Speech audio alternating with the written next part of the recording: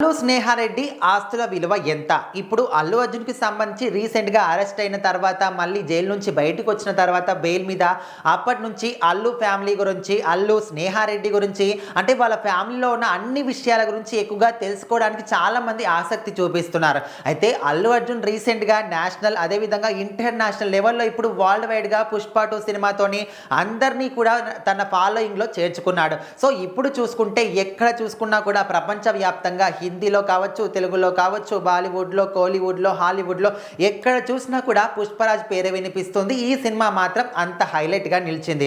So, మొత్తానికి 2024లో biggest hit cinema ఏది? కలెక్షన్‌ల పరంగా కావచ్చు, హిట్ పరంగా కావచ్చు, స్టార్డమ్ పరంగా కావచ్చు, ఓన్లీ వన్ సినిమా 'పుష్ప 2' అని చెప్పుకోవచ్చు. అయితే 'పుష్పరాజ్' అరెస్ట్ అయిన ఈ సందర్భంలో ఇప్పుడు మాత్రం అల్లు స్నేహారెడ్డి గురించి తెలుసుకోవడానికి, తన ఆస్తుల విలువ ఎంత?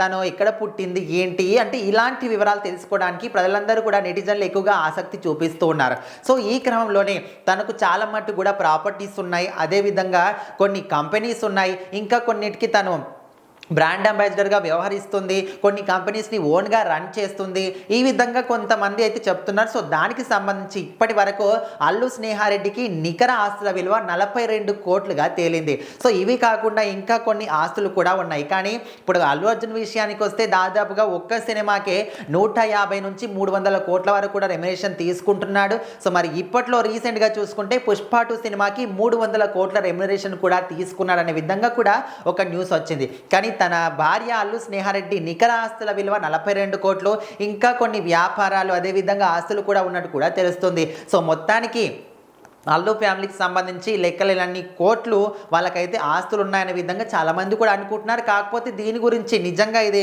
నిజ నిర్ధారణ అయితే కాదు. సో, మరి ఇప్పుడైతే ఈ ఫ్యామిలీ గురించి ఏది తెలిసినా కూడా అది హాట్ టాపిక్‌గా మారుతుంది కాబట్టి ఆస్తులు ఎన్ని ఉన్నాయనేవి తెలుసుకోవడానికి చాలా